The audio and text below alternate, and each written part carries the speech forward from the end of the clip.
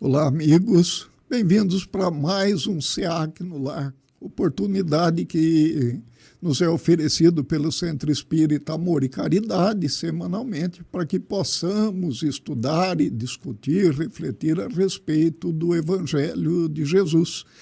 Estamos, uma vez mais, eu e o José Rubuca, quem eu também convido para esse momento. Boa noite, amigos. Boa noite, Maurício, Matheus, aí na técnica.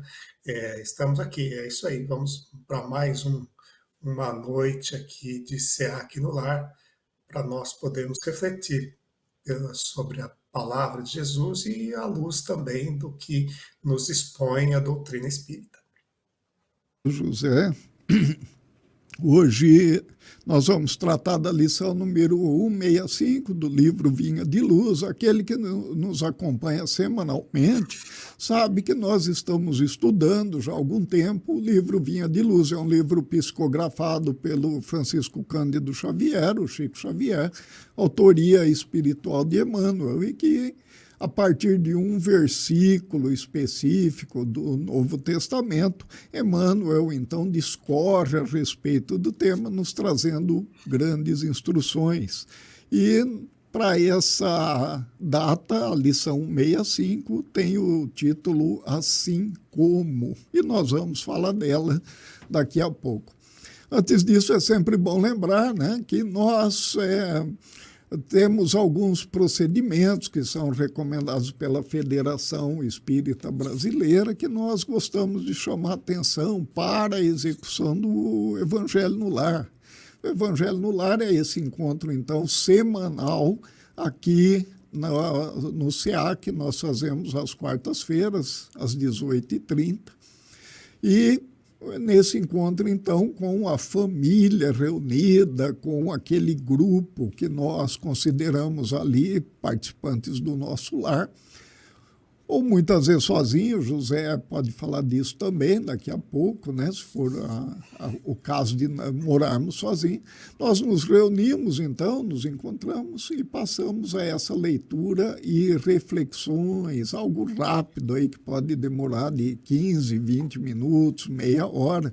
Nós usamos aqui 60 minutos porque temos a hora cheia oferecida pela rádio e TV SEAC.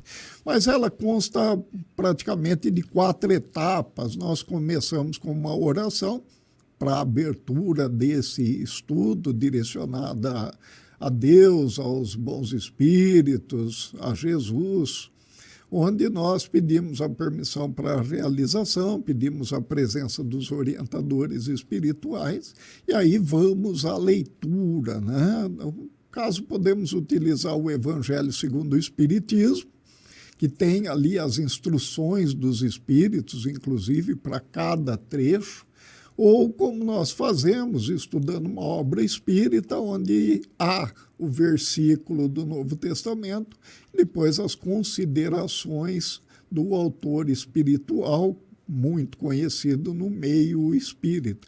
A partir da leitura, do fim da leitura, as reflexões a respeito do tema, procurando de alguma maneira analisar com nossa vida, vendo como podemos encaixar no nosso dia a dia. E em casa, com aqueles que participam, né, todos podem se manifestar, podem dar a sua opinião a respeito do tema.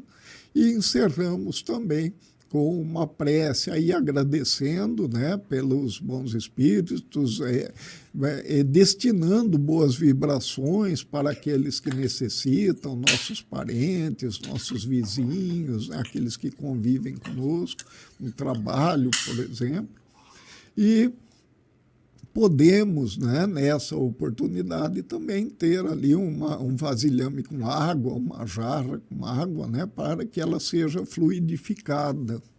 E até peço para o José que esclareça primeiro essa situação de fazer sozinho, se posso fazer sozinho, se tem que ser acompanhado sempre, em voz alta ou não, só no pensamento, e também da água fluidificada.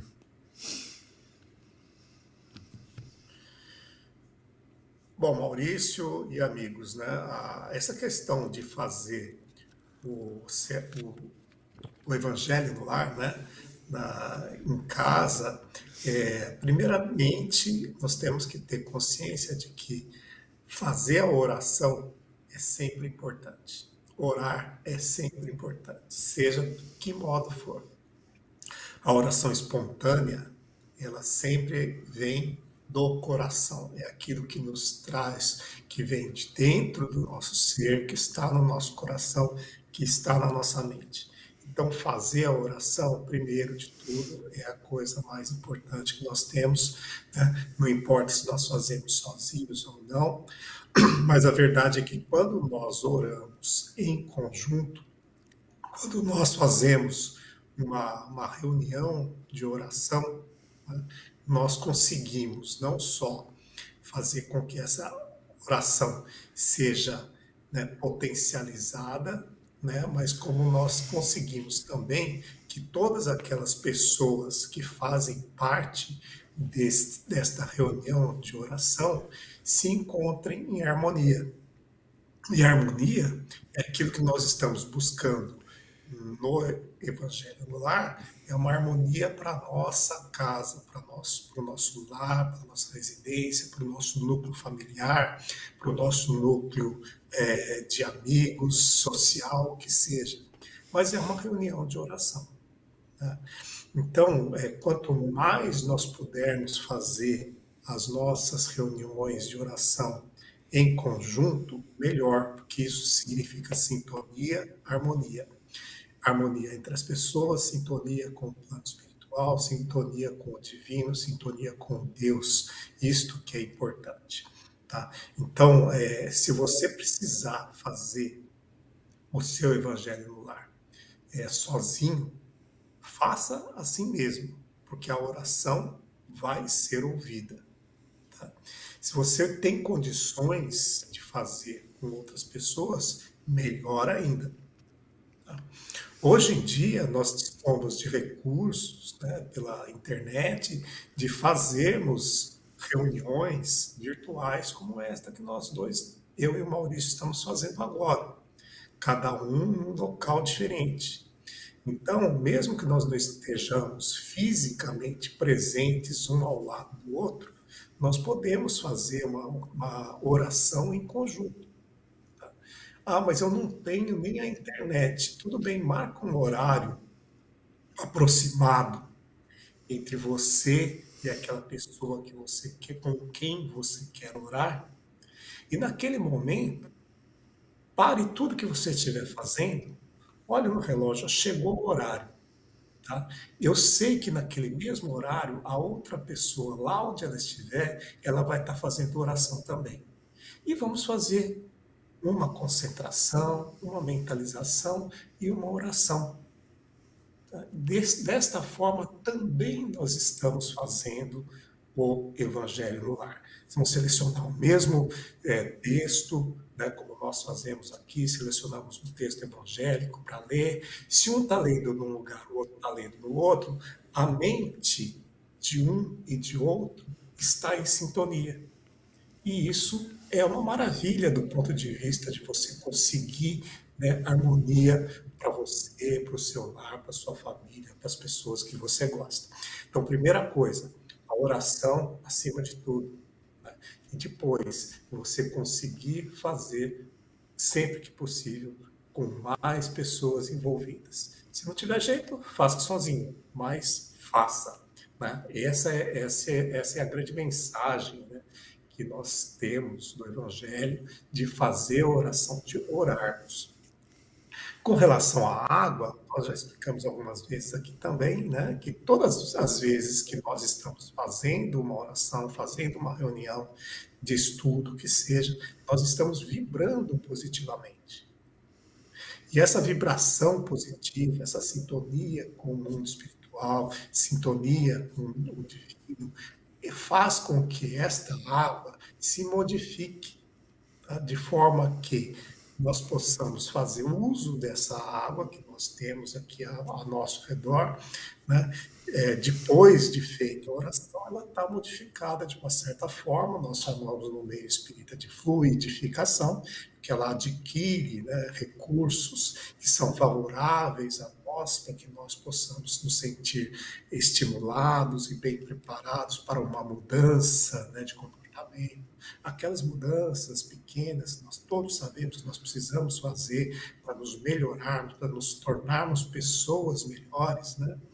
E que é tão importante para nós o Espiritismo mesmo. Kardec fala lá, quando pergunta aos espíritos, né, qual que é a melhor religião? A melhor religião é aquela que faz com que os espíritos com que as pessoas se tornem melhores, né, se evoluam, se tornem pessoas com princípios mais elevados, né, com princípios que sejam benéficos, que envolvam a bondade, a caridade, o amor, e que remova, de alguma forma, alguns dos nossos vícios. Então, a água fluidificada, ela vem nesse sentido de nos estimular a essa mudança. Por isso que a gente sempre coloca uma aguinha fluidificada ali, um recipiente com água durante as nossas reuniões, para que nós possamos ter esse benefício em acréscimo da oração. Maravilha, obrigado, José, uma ótima explicação. Antes só de prosseguir, Matheus, o som do José está saindo legal aí para você? Tá beleza? Então tá bom. Né? Que eu senti que de vez em quando aqui para mim ele está caindo um pouco, mas está legal. Tá certo. Então tá bom, vamos lá. E então, tendo essa explicação, que eu acho que é sempre muito procedente que nós façamos, né? Nós vamos para a leitura propriamente, né, do texto, né, da lição, e, como sempre fazemos, uma leitura completa e depois nós partimos para a leitura fracionada e com as reflexões, né? Mas seguindo aquela orientação que nós falamos antes, então vamos fazer a abertura oficialmente desse estudo com uma prece. Convido todos, então, para dirigirmos nosso pensamento, nossa mente ao Pai Criador, rogando que nesse momento que nos reunimos para o estudo do Evangelho, para as reflexões que podemos fazer, que tenhamos primeiramente a permissão do Pai e que também nos propicie a presença sempre carinhosa, orientativa dos amigos da espiritualidade, esses companheiros que sempre estão conosco, nos orientando, nos intuindo, para que a nossa condução por essa existência seja bem proveitosa, que possamos progredir espiritualmente. E rogamos a Jesus, nosso mestre, em nome de quem nos reunimos, que esteja conosco e nos ampare uma vez mais nesse propósito. Que assim seja. Vamos à leitura do texto, então. Vinha de luz, lição número 165, 165, tem por título Assim como. Assim como o Pai me enviou, também eu vos envio a vós. Palavras de Jesus no Evangelho de João, capítulo 20, versículo 21. Todo cristão sincero sabe como o Senhor Supremo enviou à terra o embaixador divino. Fê-lo nascer na manjedoura singela. Deu-lhe trabalho construtivo na infância. Conferiu-lhe deveres pesados na preparação, com prece e jejum no deserto. Inspirou-lhe vida frugal e simples. Não lhe permitiu o estacionamento em alegrias artificiais. Conduziu-o ao serviço ativo no bem de todos. Inclinou-lhe o coração para os doentes e necessitados. Enviou-o ao círculo de pecadores contumazes. Induziu-o a banquetear-se com pessoas consideradas de má vida, para que o seu amor não fosse uma joia de luxo, e sim o clima abençoado para a salvação de muitos. Fê-lo ensinar o bem e praticá-lo entre os paralíticos e cegos, leprosos e loucos, de modo a beneficiá-los. e, ao término de sua missão sublime, deu-lhe a morte na cruz, entre ladrões, com o abandono dos amigos, sob a perseguição e desprezo, para que as criaturas aprendessem o processo de sacrifício pessoal como garantia de felicidade a caminho da ressurreição do homem interior na vida eterna. Foi assim que o Supremo Pai enviou à Terra o Filho Divino, e nesse padrão podemos entender o que Jesus desejava dizer quando asseverou que expediria mensageiros ao mundo nas mesmas normas. Assim, pois, o cristão que aspira a movimentar-se entre facilidades terrestres, certamente ainda não acordou para a verdade. Mais uma lição onde Emmanuel nos chama a atenção do nosso comportamento, das nossas ações, do nosso pensamento em relação ao Evangelho e aquilo que é esperado de nós. Mas vamos falar a respeito da lição, né? Como eu disse, nós faríamos uma leitura completa, numa primeira etapa, e depois voltaríamos lendo e refletindo a respeito de cada uma das partes.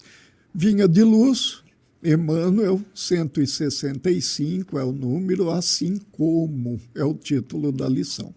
E o versículo do qual é derivado está em João, no capítulo 20, é o versículo 21, onde Jesus diz: assim como o Pai me enviou, também eu vos envio a vós. E como sempre fazemos, é interessante contextualizar, saber o momento em que acontece essa fala de Jesus, para que possamos então nos situar. Eu sempre gosto que o José faça essa contextualização para a gente.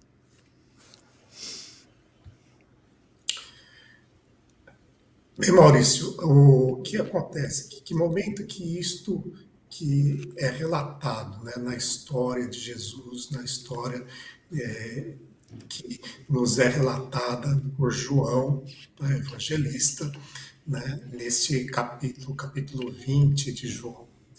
Bem, Jesus havia passado pelo martírio na cruz, havia sido sepultado, e esse então é o momento da ressurreição, é o momento da Páscoa, né, onde Jesus retorna do mundo dos mortos, né, como assim se acreditava na época.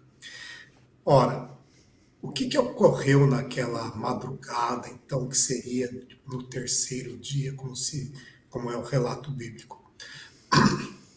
Naquela madrugada, Maria Madalena foi até o sepulcro, onde Jesus havia sido sepultado, e encontra a pedra que fechava a entrada removida. E dentro do sepulcro, nada, sepulcro vazio, né? E Maria Madalena, então, corre e vai avisar os discípulos de Jesus. Então, quem corre até lá são Pedro e João, o próprio que está escrevendo o Evangelho. E eles, João se detém ao lado de fora e Pedro entra e vê que realmente Jesus não estava ali. Tá? E sai, vão embora para comunicar aos outros discípulos. E Maria Madalena, então, encontra, naquele momento, ela enxerga, vê dois anjos, que, como está escrito na Bíblia, e esses anjos falam: olha, ele não está mais aqui. Tá? Mas ela pede: onde que ele está? Aí ela percebe que um desses anjos, na verdade, é o próprio Jesus. E Jesus fala: olha, eu estou bem, por que choras? Mulher, por que choras? Né? Eu estou aqui. Tá? Maria Madalena vai e conta toda essa história aos discípulos. Bem, os discípulos se reúnem depois, mais tarde, numa casa, né? Eles estão ali reunidos. Tomé, inclusive, é um dos discípulos que não está nesse momento, mas eles estão fechados numa casa, trancados. E Jesus aparece para eles dentro dessa casa. A princípio, eles não reconhecem, possivelmente porque a imagem que eles veem não é aquela imagem, né, que eles conheciam de Jesus, mas era o próprio que ali se apresentava, né? E Jesus se apresenta dizendo: a paz esteja convosco. Assim como o Pai me enviou, também eu vos envio a vós. E esse é o versículo, né, que o Emmanuel extraiu. E depois disso, depois de fazer essa saudação, Jesus assopra sobre os discípulos, né, entregando a eles, né, abençoando-os com o Espírito Santo, e os encomenda a levar a palavra adiante. Então, esse é o momento, né, que nós estamos analisando aqui, que o Emmanuel nos trouxe, né, para mostrar a importância que tem, né, de como Jesus, naquele momento, ele encaminha, ou ele orienta os seus discípulos, para que, a partir dali, né, façam o que é necessário para a disseminação do cristianismo, né? Então, essa recomendação que ele faz aos discípulos é a recomendação que ele faz a todos nós. Então, essa recomendação é o que chega para nós, né? É isso que nós estamos agora analisando na nossa lição de hoje, né? Que é o envio, a forma como Jesus nos envia ao mundo. Olha, José, você falava, e quando eu li essa lição, inclusive, né? Mas principalmente com a sua fala, estava me parecendo, você é professor universitário também, e eu me lembrei, sabe, do que é da formatura dos alunos. Sabe, quando convido o paraninfo para falar e ele vai lá e diz, né? Ele chama a atenção de algumas coisas que foram aprendidas durante o curso, e aí, como quem diz, olha, agora é com vocês, a missão minha aqui acabou, mas a de vocês não é? Exatamente, é bem por aí mesmo. Está sem som. A gente já teve a oportunidade de... Acertou? Está ouvindo o som? Tá, voltou. Pode falar. Ok. Então, nas formaturas, né, é justamente isso que acontece, né? É um momento de discurso, né, meio formal, mas é um momento que realmente o paraninfo, ali como padrinho daquela turma, ele orienta, dá uma última orientação. Né?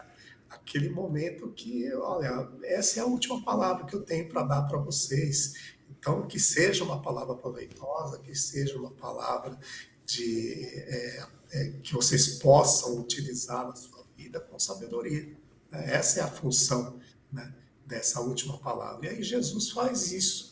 Ele, vamos dizer assim, ele entrega estes discípulos agora formados, né, por ele, né, orientados por ele, né, criados, né, dentro dessa doutrina que ele trouxe, né, que é o cristianismo, né, ele entrega para o mundo. Então, como entregar essas pessoas ao mundo? Né? Olha, sigam o caminho que eu os orientei durante todo esse tempo. Maravilha. Vamos lá, então. O que nos diz Emmanuel? Todo cristão sincero sabe como o Senhor Supremo enviou à Terra o embaixador divino. Então, aqueles que acompanham, né, que estudam, no mínimo, né, o Evangelho, sabe a maneira, né, que é relatada pelos Evangelhos de como, né, e o porquê Jesus, né, chega até a Terra e toda a missão que ele vai fazer. Mas vamos lá. Fê-lo nascer na manjedoura singela. Então, logo na chegada, não chega com pompa de rei, de nada disso, já chega de maneira bem simples, né, acolhido de uma forma bem simples. Aliás, né, o texto do Evangelho nos relata sobre a situação onde isso acontece, com todas ali as estalagens, as acomodações todas ocupadas, sobrando pouco espaço para aqueles que iam, né, para o recenseamento que foi ali determinado pelo governo local, né? E então ele é forçado, ou a sua família é forçada a se instalar em qualquer lugar. E aí ele nasce ou é colocado ali na manjedoura, junto ali, ó, em meio aos animais, né? Então todo mundo sabe, não dá para ter uma simplicidade maior do que essa. Deu-lhe trabalho construtivo durante a infância. A gente tem poucos relatos a respeito da questão da infância de Jesus.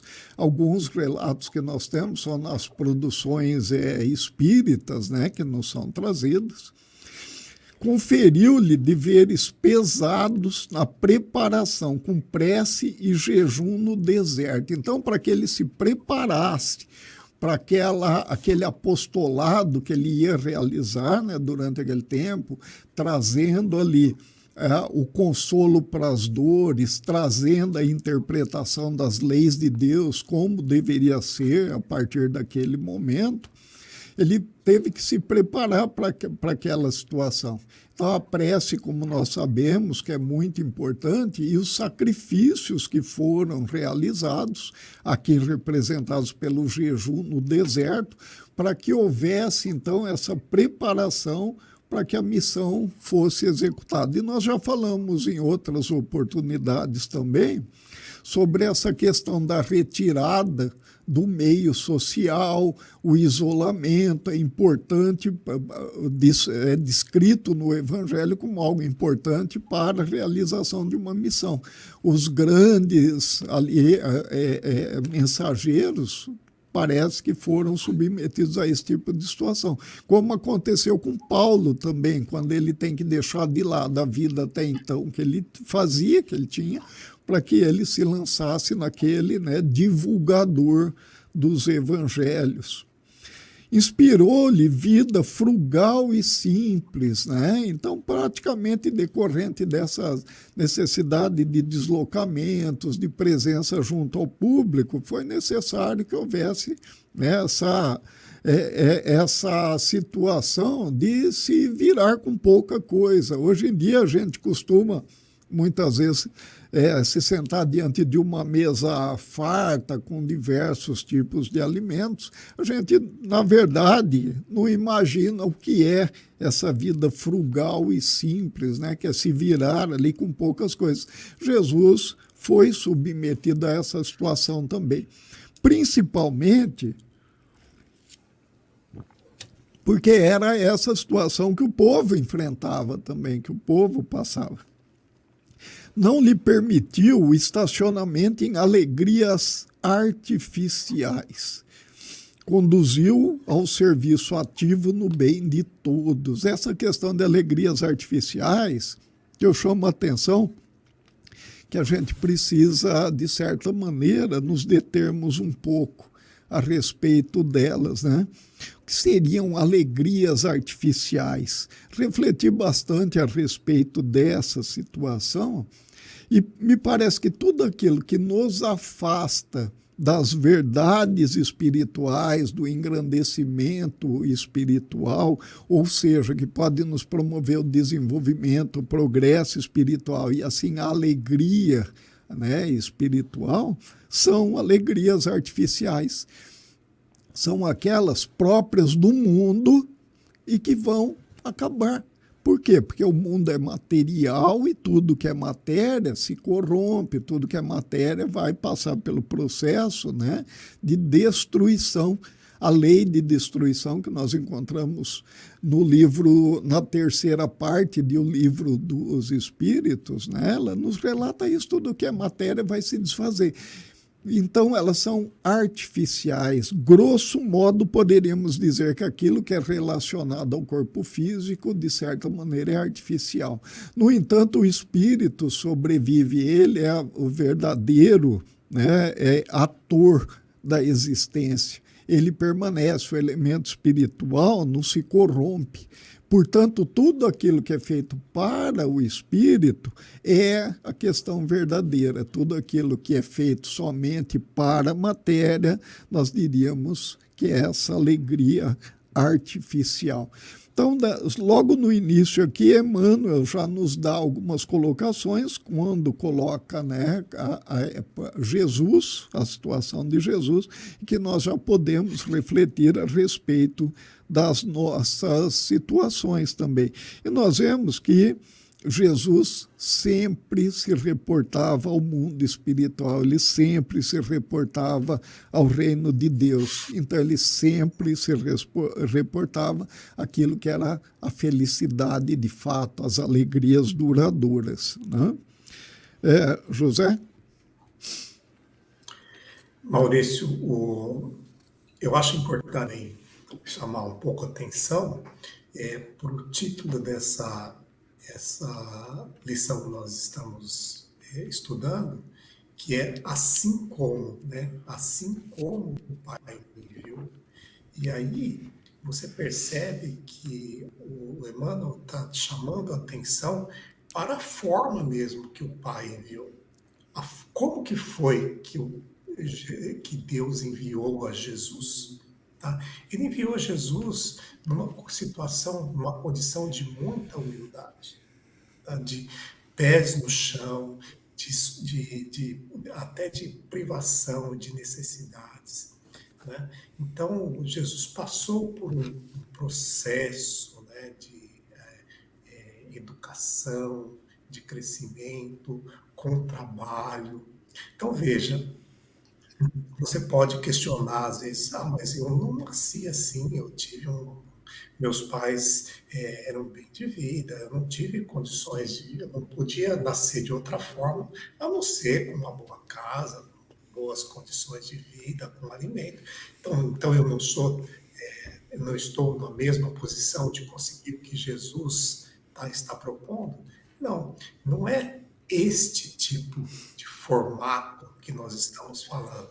Estou falando do formato de, é, da condição espiritual, de ser humilde espiritualmente, de se dedicar ao trabalho, né, como qualquer outra pessoa se dedica. Né?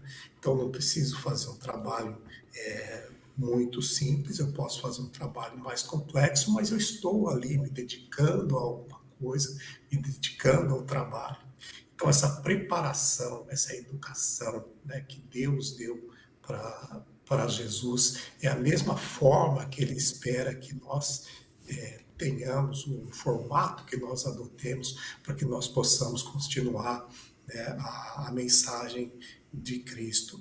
Então, nós temos essas dificuldades, tá? Nós não vamos ficar livres das dificuldades, nós vamos buscar, né, o bem, o amor, a dedicação, nós vamos procurar a bondade, a caridade, tá? E quando o Emmanuel coloca aqui, não lhe permitiu o estacionamento de alegrias artificiais, veja só, o Maurício acabou de falar, alegrias artificiais. O que são alegrias artificiais? Né? São as alegrias mundanas, as alegrias deste planeta, da Terra, né? As alegrias físicas. Tá? Mas elas existem na nossa vida, existem, nós aproveitamos. Mas o problema é estacionar nisso, ficarmos parados nisso ou sobrevalorizarmos estas alegrias artificiais e deixarmos de lado as alegrias espirituais, que são perenes. As alegrias artificiais são passageiras, mas as alegrias espirituais são aquelas que ficam para nós. Isso é a nossa mudança espiritual. Então, quando a gente passa a entender que esta palavra de Jesus, assim como o Pai me enviou, que da forma como o Pai me enviou, eu estou enviando vocês também, para que vocês possam repetir esta experiência, repetir o exemplo que eu estou dando para vocês, e aí então vocês vão chegar, né, a ser dignos de serem chamados de meus discípulos e filhos de Deus. Ok. Continuando, nos diz Emmanuel, inclinou-lhe o coração para os doentes e necessitados, enviou-o ao círculo de pecadores contumazes. E aqui nós podemos fazer a referência à situação do encontro com o próximo, a oportunidade ali do exercício do amor ao próximo e com o lema do Espiritismo, né? Fora da caridade não há salvação.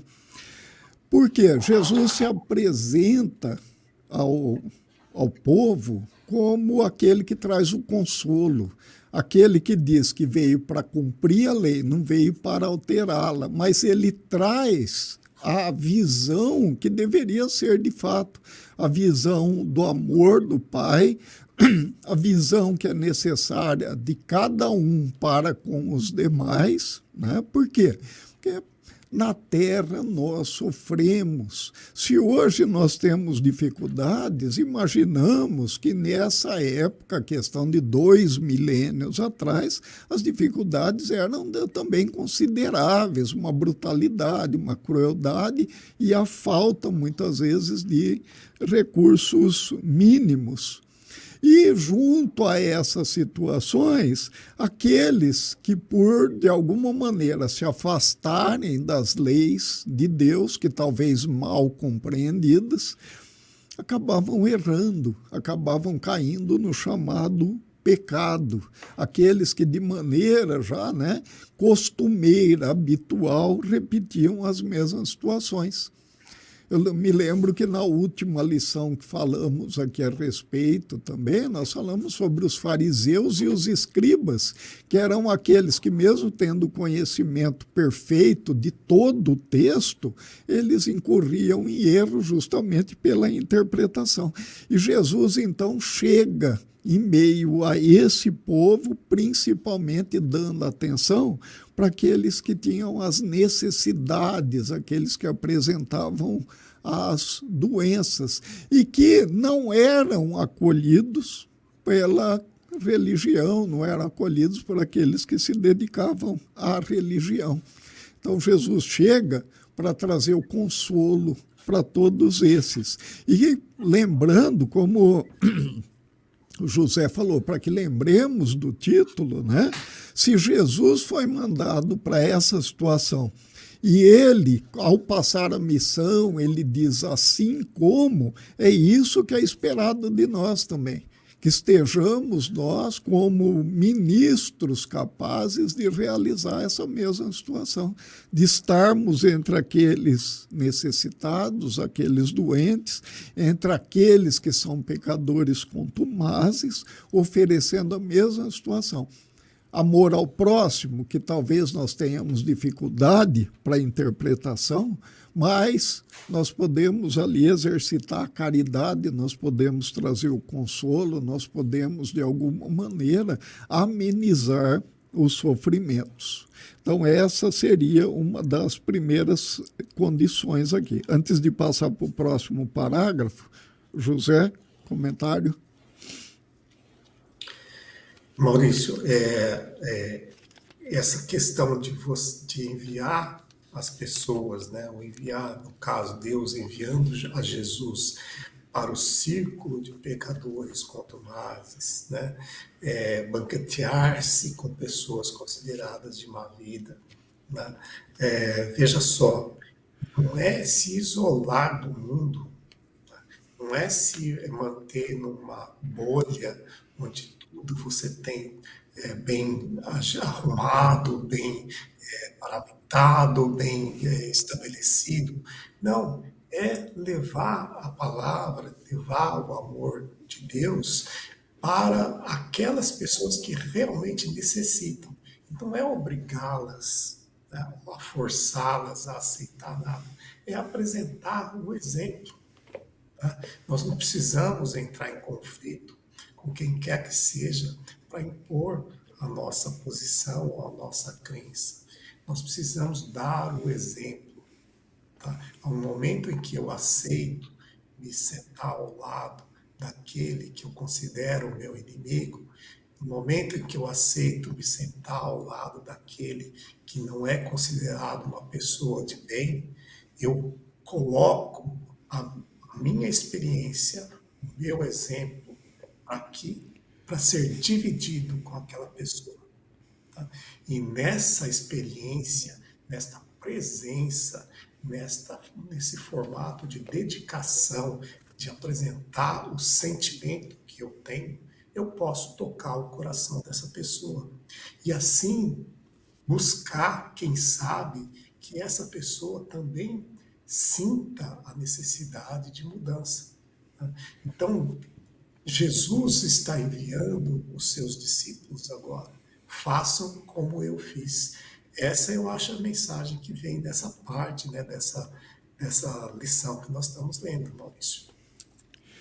E, continuando, então, induziu a banquetear-se com pessoas consideradas de má vida, para que o seu amor não fosse uma joia de luxo, e sim o clima abençoado para a salvação de muitos, né?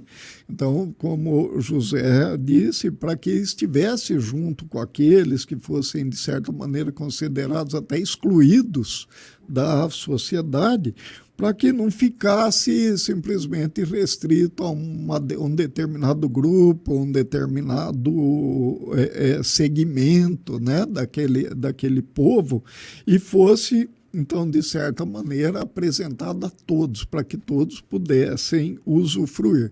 E é interessante porque é uma das situações importantíssimas para nós que pretendemos nos apresentar como cristãos, que tenhamos o trabalho, tenhamos a atenção para esses que são necessitados, para esses que são excluídos, considerando principalmente as questões que envolvem a materialidade, né, do mundo, porque a partir do conhecimento de estar junto, nós conseguimos compreender essa realidade.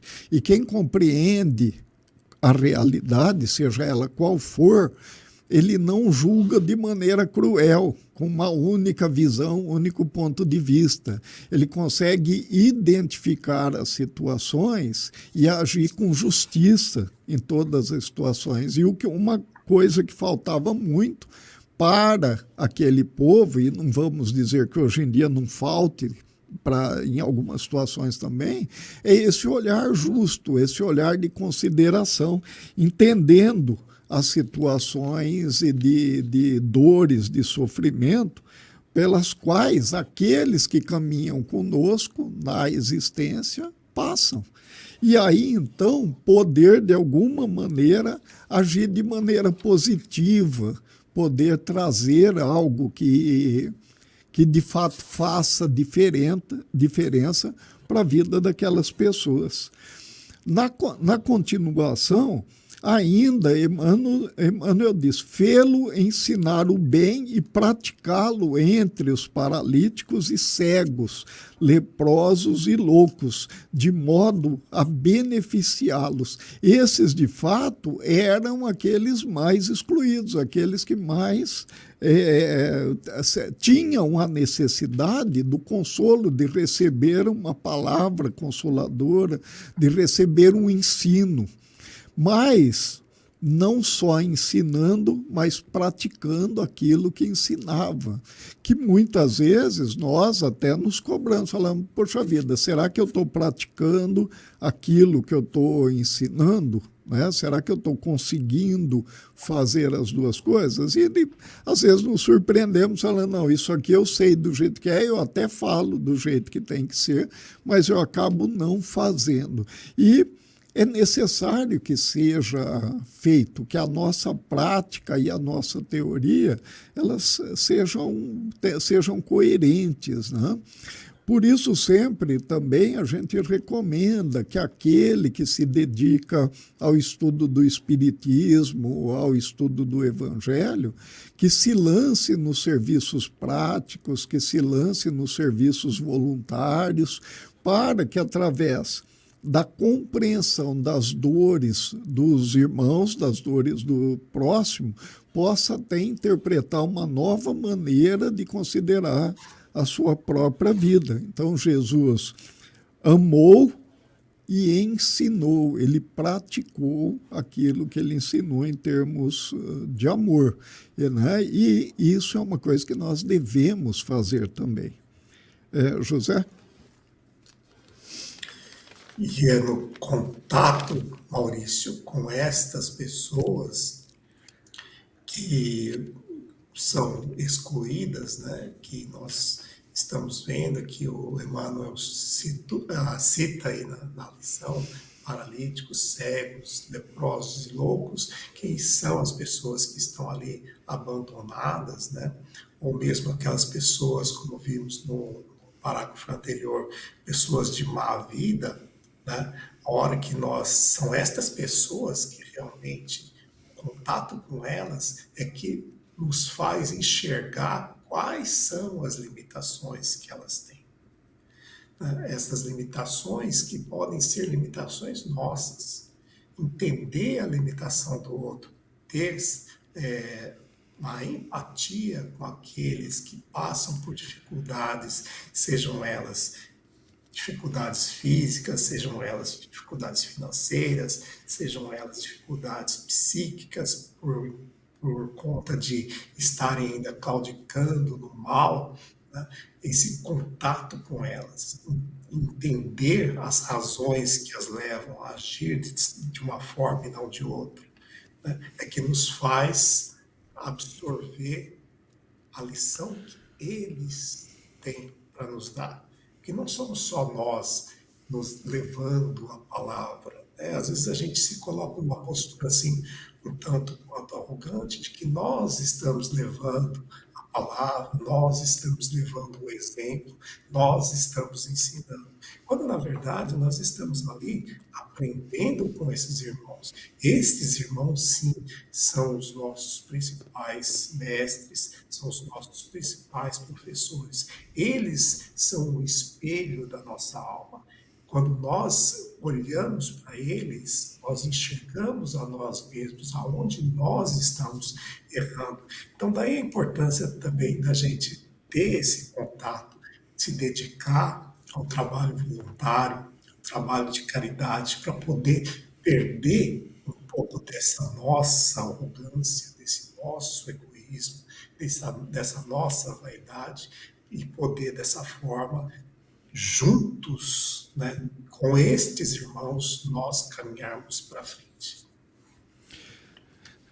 E ao término de sua missão sublime, deu-lhe a morte na cruz, entre ladrões, com o abandono dos amigos, sob a perseguição e desprezo, para que as criaturas aprendessem o processo de sacrifício pessoal como garantia de felicidade, a caminho da ressurreição do homem interior na vida eterna. Então, de certa maneira, nós devemos entender aqui que é necessário estar preparado para o desfecho, muitas vezes diferente daquilo que a gente imagina, né? Achei bem interessante sua última fala, José, porque você fala, a gente precisa se colocar não na posição arrogante daquele que só vai ensinar e acha que não está aprendendo nada, mas que essa convivência que leva à compreensão está nos ensinando muito, estamos aprendendo muito, né? E quantas vezes nós não achamos que estamos fazendo a melhor coisa do mundo, levando a melhor situação, levando a melhor mensagem. Olha, né? Estive lá com aquele povo que sofre, e levamos a cesta básica e marmitas, e falamos do Evangelho, e somos, às vezes, surpreendidos com uma fala negativa a respeito daquilo que nós éramos, justamente por quem acreditávamos que fosse nos parabenizar, agradecer, né? Parece que nós sempre ficamos assim esperando que as pessoas venham de joelho agradecer aquele pouco que nós estamos fazendo, como se fosse a maior coisa do mundo, né? E, no entanto, quando analisamos aquilo que foi oferecido a Jesus no término da sua missão, ele trazendo, término que eu digo, término da missão que é relatada no Evangelho, claro, né, de entendimento de todos, mas que após uma mensagem maravilhosa, uma mensagem de amor, uma mensagem que, né, que fala, nossa, que coisa fantástica. Ele ainda foi crucificado e crucificado numa situação, né, de desprezo e abandonado pelos amigos, depois de ter sido perseguido e uma série de situações, e a gente esperando algo ali que talvez nem seja de merecimento total, porque muitas vezes, como dizem, nós fazemos a caridade com o chapéu do outro, né?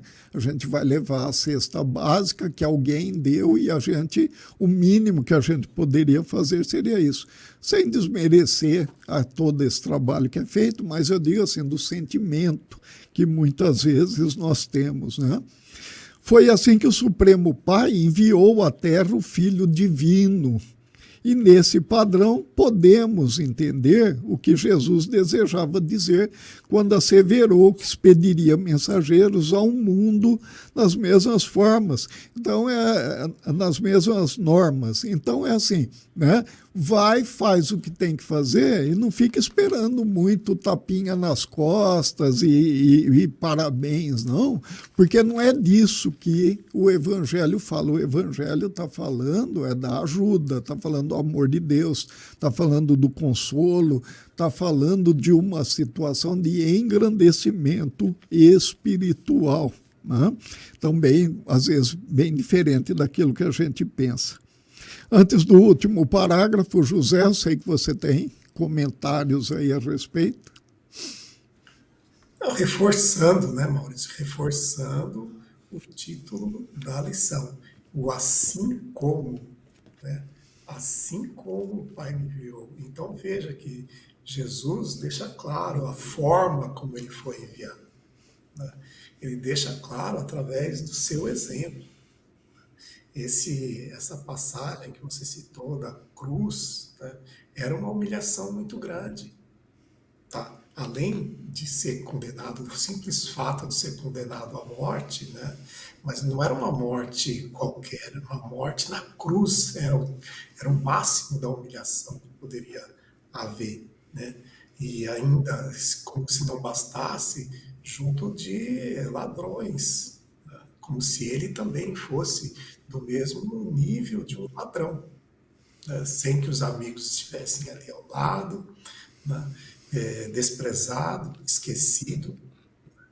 Então, veja, nós muitas vezes fazemos o bem nessa expectativa, né, de receber algo em troca. Se nós temos, às vezes, a consciência de que aquelas pessoas, você citou o caso, né, da caridade, de levar uma marmita, uma cesta básica para alguém, se não é daquelas pessoas que a gente quer, né, um reconhecimento, mas lá no fundinho da gente, a gente quer um reconhecimento lá de cima. Olha, eu fiz isso aqui, eu fiz o bem. Então, quem sabe eu estou guardando um pedacinho lá, um espacinho lá em cima, né? Então, a gente tem esse mau costume, né, de barganhar com Deus. Então, eu faço um pouquinho aqui, mas depois eu vou ganhar um pouquinho do outro lado, né? Então, nós temos que nos libertar né, desse sentimento de barganha, né, de que nós vamos estar sempre ganhando alguma coisa em troca de outra, né? Não, o maior bem que nós ganhamos é nos tornarmos melhores, nos tornarmos dignos do Pai, dignos de Deus, dignos do amor de Jesus Cristo. Esse é o grande prêmio que nós recebemos por agirmos e seguirmos o exemplo de Deus, o exemplo de Jesus, e assim sermos enviados dele, sermos dignos de ser chamados de discípulos do Cristo. E enquanto você falava, eu me lembrei de uma situação muito, eu diria até engraçada, né? Nós tínhamos alguns anos não, algumas décadas, né? Faz um tempo que nós não temos, você se converteu em outro trabalho, nós tínhamos a Casa da Sopa. Então era o dia onde uma equipe, né? Todos os dias tinha a entrega da sopa, e cada dia tinha uma equipe que ia. E logo que eu comecei, né, lá na década de 90, eu comecei a participar junto com o pessoal, e eu fui. E faziam ali uma sopa, né, com todo o cuidado, o capricho, a qualidade. Mas eu confesso para você, eu nunca fui adepto de sopa, né? Então eu, particularmente, nunca gostei muito de sopa. Mas aquilo ali era servido e as pessoas, né, na situação muito difícil, as pessoas comiam e às vezes repetiam diversas vezes. E eu me acostumei até com essa situação, primeira semana, segunda semana. E aí já fazia ali 1 mês e meio, 2 meses que eu estava participando. E eu tinha um rapaz que eu nunca tinha visto, ele foi naquela vez, e eu acho que ele devia pensar exatamente igual eu. Quando ele olhou a sopa, ele falou assim, comidinha ruim, hein, meu chapa? A gente esperando, né? Eu estava esperando assim, que ele fosse falar alguma coisa de elogio que todos falavam.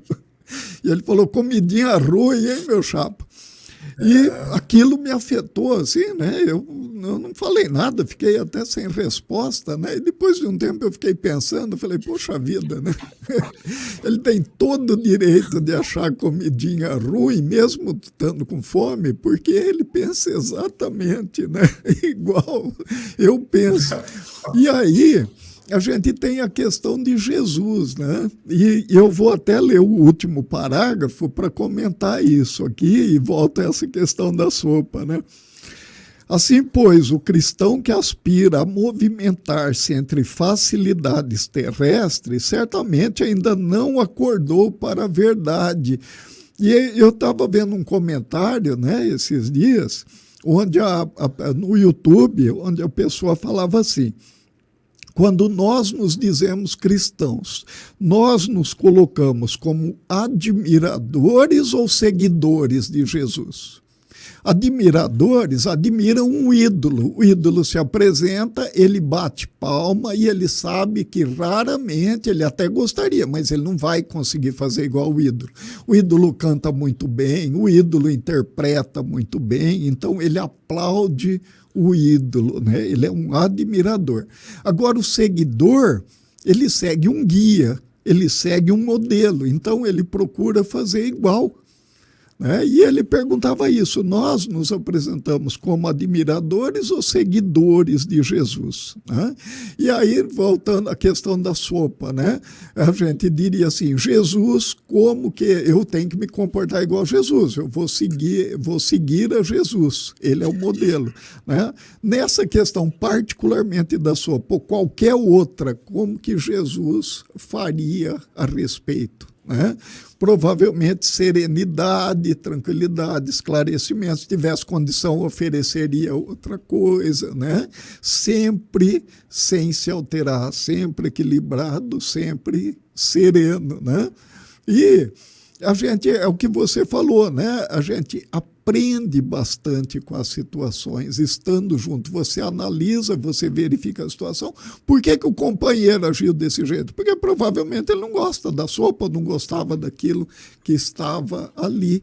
E ele exerceu todo o direito dele, inclusive de não comeu, não pegou o prato e jogou na cara de ninguém. Ele simplesmente não comeu. Não é? José, suas considerações e o encerramento, por favor. Bem, Maurício, esse último parágrafo, ele traz, né, o chamamento, né? O cristão que aspira a movimentar-se entre as facilidades, ou seja, aquele que está ali, né, acomodado, né, certamente ainda não acordou para a verdade. Então vamos acordar, A- o momento de acordar de cada um é diferente. É mais um aspecto que a gente tem que considerar quando a gente faz uma crítica ao irmão, né? Cada um tem o seu momento de acordar, né? De entender a palavra de Jesus, entender a razão da nossa existência, por que que nós estamos neste mundo, por que nós sofremos tantos desafios, né? Nós temos esses desafios, nós temos que buscar, né, a felicidade e que tipo de felicidade nós estamos buscando, se é essa felicidade passageira, né, ou é a felicidade espiritual. Isso tudo faz parte dessa nossa existência. Tá? Por mais que a gente julgue muitas vezes que nós estamos sofrendo injustamente, né? Nós precisamos ter clareza de pensamento, nós precisamos ter clareza no nosso caminho para saber o que nós pretendemos, onde nós pretendemos chegar. Tá? Jesus é o guia. Tá? Se nós queremos ser discípulos, como nas suas palavras, Maurício, nós temos que agir como ele, e não somente adorá-lo, admirá-lo. Né? Admiração é bom, mas a ação, né, é ainda muito melhor. É a ação que vai nos colocar efetivamente no caminho. Jesus ilumina o caminho, mas é a nossa ação, colocar um pezinho após o outro nesse caminho, é que vai nos fazer ser chamados de discípulos, né, de seguidores. E esse despertamento, né, esse momento de cada um, né, também tem que ser respeitado. A gente faz a nossa parte, tem coisas onde a gente já evoluiu bastante, tem outros aspectos que a gente está muito atrasado ainda. Vamos ter paciência com todos os irmãos, porque eles também devem estar tendo muita paciência conosco. Com certeza. Então, com esse pensamento, com essa boa, né, com esse estudo maravilhoso que nós fizemos hoje, né, com essa consciência de que fizemos uma reunião onde nós tivemos aí a sintonia e a harmonia, que nós buscamos essa harmonia para a nossa família, para o nosso lar. Vamos agradecer a Deus Pai, uma vez mais, por esse momento, agradecer a Jesus pelos seus ensinamentos e seus exemplos, que realmente é o que nos transforma, é o que nos faz, nos motiva a seguir em frente. E agradecemos também a todo o mundo espiritual, os irmãos da espiritualidade, que comparecem a todas as nossas reuniões e nos auxiliam com bons pensamentos, com boas reflexões, para que a gente possa abrir os olhos, assim como Ananias também buscou, né, a remover as escamas dos olhos de Paulo, foi o momento do despertar dele também. Né? Que nós possamos ter o nosso momento de despertar, um momento de harmonia, de sintonia com a espiritualidade. Obrigado aos irmãos espirituais também por por todo o seu auxílio. E a Jesus, nosso Mestre, que Ele continue nos abençoando hoje e sempre. Que assim seja. Assim seja.